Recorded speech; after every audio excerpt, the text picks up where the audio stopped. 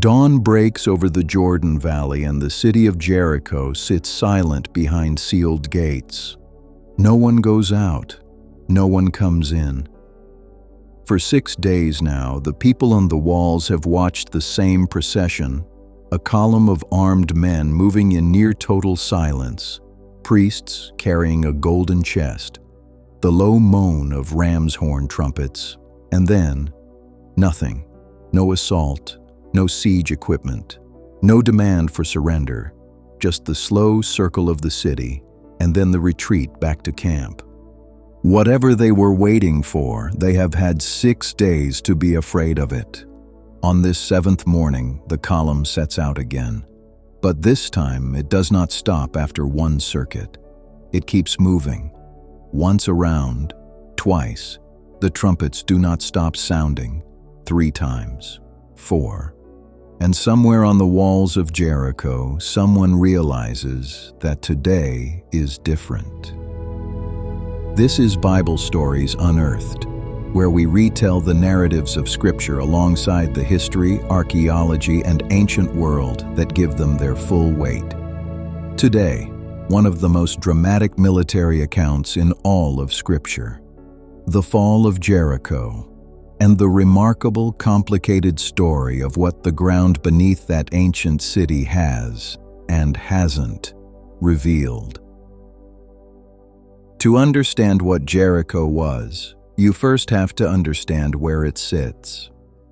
Drop down from the central highlands of Canaan toward the Jordan River, and the land falls sharply, well below sea level, into one of the deepest and most arid inhabited valleys on earth. Hot, exposed. And yet here, fed by a perennial spring called es-Sultan, still flowing today, there is water. There has always been water. And where water flows in a desert, people follow. The great mound archaeologists call Tel es-Sultan is not a natural hill. It is a compressed archive of human presence, one civilization's rubble becoming the foundation of the next, layered across millennia. Settlement and abandonment and resettlement again, cycling across thousands of years. Jericho is among the oldest occupied sites on the planet, and the depth of that record is extraordinary. Its most dramatic period of power belongs not to the age of Joshua, but to the centuries before it. By the Middle Bronze Age, roughly 2000 to 1550 BC, Jericho was a formidable fortified city, massive mud brick walls, a substantial population, real regional significance.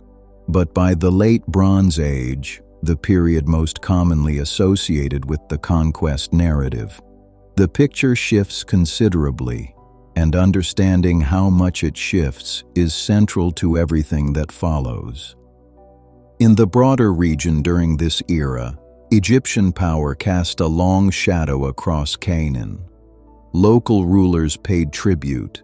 Egyptian administrative outposts were scattered through the landscape, and the world the Israelites were entering was politically organized and deeply layered with history. What Jericho specifically represented within that world in the late Bronze Age is one of the questions the archaeology has not answered cleanly, and that question sits at the heart of this story. The account of Jericho in the book of Joshua begins before any army moves. It begins with 2 men. Joshua sends them ahead, scouts crossing the Jordan alone and entering the city. In Jericho, they find lodging with a woman named Rahab. The text describes her as a harlot. Her house, the narrative notes, is built into the city wall itself. And Rahab has been paying attention. She has heard what happened in Egypt. She has heard what the Israelites did to the Amorite kings east of the Jordan.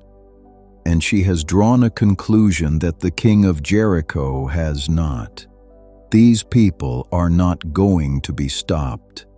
When the king's men come looking for the spies, Rahab hides them on her rooftop under stalks of drying flax. She sends the soldiers on a false trail. And then, in one of the most quietly remarkable speeches in the entire Conquest narrative, she tells the two men exactly what she believes and what she wants in return. "I know that the Lord has given you this land. Our hearts have melted. Everyone's courage has failed because of you. Your God, He is God in heaven above and on the earth below." The agreement she asks for is simple. "When the city falls, spare me and my household." The sign they give her is a scarlet cord, to be hung from the window through which she will lower them to safety. She binds it there as soon as they descend, and the spies return across the Jordan with their report. "The Lord has given the land into our hands. All the people are melting in fear." What follows the crossing of the Jordan, itself described in terms that echo the crossing of the Red Sea, with the priests bearing the ark stepping into the water before the flow stops, is a siege unlike anything in the military practice of the ancient Near East. No battering rams, no siege ramps, no undermining of foundations. Instead, the entire assembly is given an instruction that must have seemed strange even to those who received it. March around the city, once a day, for 6 days. Priests bearing the Ark of the Covenant, flanked by armed men, 7 priests blowing the shofar, the ram's horn trumpet, while the rest of the people maintain silence. Walk, do not shout, do not speak. Return to camp. The shofar was not merely a military instrument in the ancient Israelite world.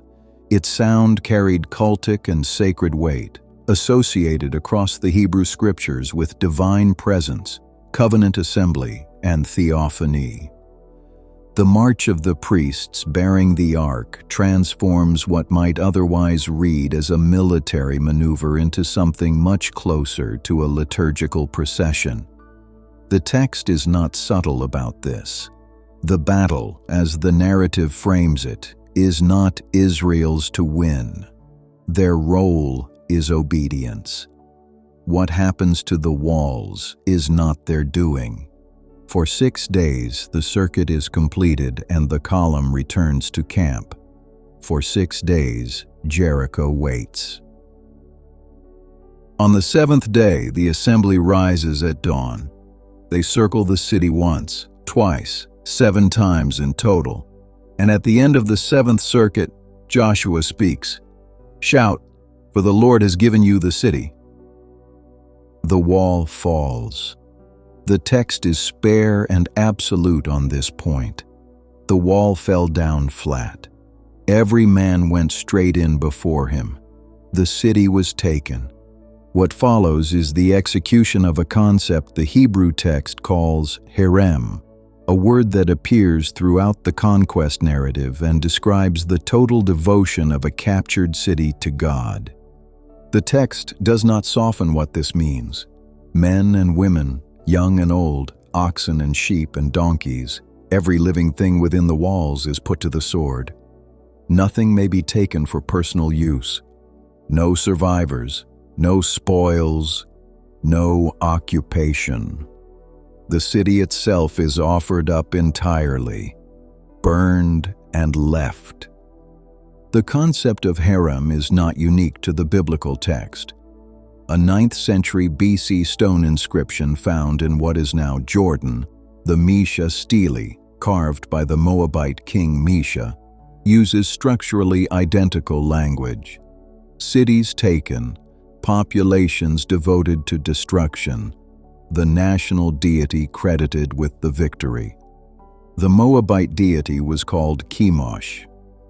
The vocabulary of sacred warfare and total devotion was documented across multiple cultures in the ancient Near East. That context does not diminish the biblical account. It places it in a recognizable and documented world. But the herem carries one exception. One household is exempt. Rahab, the woman who hid the spies and bound the scarlet cord in her window, is brought out with her entire family by the same two men who made her the promise. She and her household are placed outside the camp of Israel. The city is burned, and a Canaanite woman who staked everything on a belief she had no proof of survives what her city does not. Her story does not end at Jericho. The genealogy recorded in the Gospel of Matthew, tracing the ancestry of Jesus of Nazareth, lists Rahab among the forebears of King David. The scarlet cord in the window is one small detail in a very large narrative, but it threads forward through centuries. Joshua pronounces a curse on Jericho before leaving it. Whoever attempts to rebuild the city will do so at the cost of his firstborn son to lay the foundation, and his youngest son to set up its gates.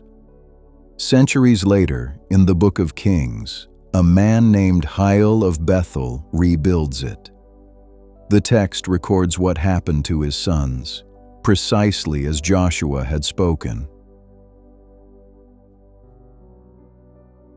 The mound of Tel es-Sultan has been excavated by several major expeditions over the past century, and the results have produced one of the most genuinely pointed debates in all of biblical archaeology.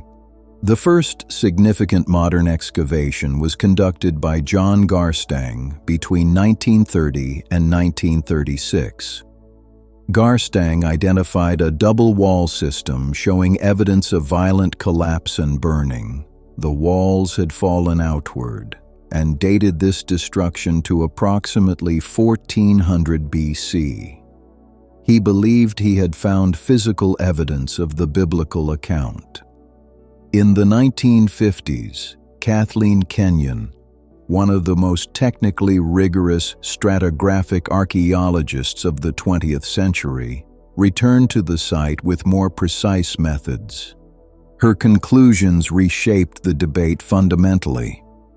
The collapsed walls Garstang had attributed to the Late Bronze Age were not, in Kenyon's analysis, Late Bronze Age at all.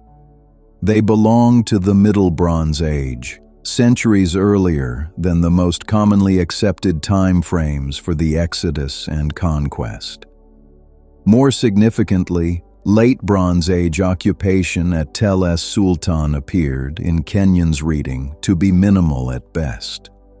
The city that should have been there, in the period Joshua describes, had left almost nothing behind.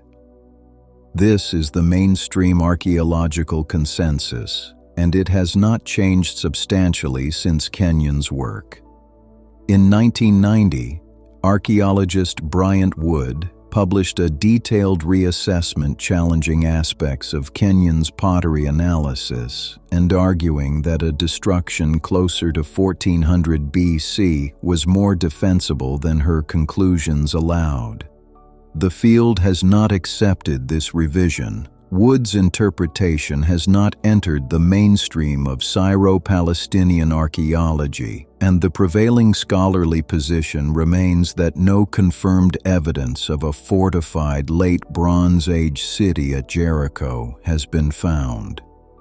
What the site does reveal, vividly and well, is the Middle Bronze Age destruction, around 1550 BC, most likely connected to Egyptian military campaigns that ended the Hyksos period. That destruction layer is real, dramatic, and precisely the kind of collapsed wall evidence one might hope to find in the context of the Conquest narrative. But it precedes the expected period by well over a century. The honest summary of where scholarship stands is this. The mainstream conclusion is that a large walled city of the kind described in Joshua has not been confirmed at Jericho for the Late Bronze Age. Erosion has affected the uppermost levels of the tell, and scholars acknowledge this complicates the picture to a degree. But the absence of late Bronze Age fortifications is not, in the mainstream view, a gap awaiting resolution. It is the finding itself. Some researchers have proposed revised chronological frameworks that would shift the conquest date earlier into a period where Jericho's archaeology looks more receptive. These proposals remain outside mainstream acceptance. The channel does not adjudicate between the text and the evidence on questions of faith, but it reports the evidence as it stands, and that is where it stands. The fall of Jericho was never recorded as a military manual.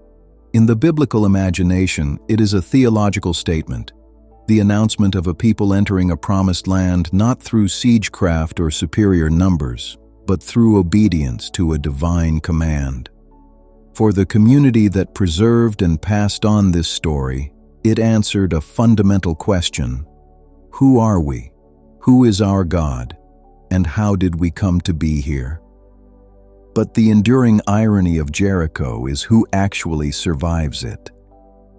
In a narrative defined by total destruction, herem applied without exception, the only future secured inside those walls belongs to a Canaanite woman who read the situation clearly, made a decision, and tied a cord in her window. Rahab's survival is not incidental. In a story about the absolute power of God over nations and cities, she is the detail that complicates any tidy reading of whose story this is. The archaeology tells us the ground does not always match the text. The text was never written to be an excavation report. Both of those things are true at the same time. That tension is worth sitting with. Thank you for being here. This story has been told. Subscribe and return to Bible Stories Unearthed. The book is open. Let's unearth more.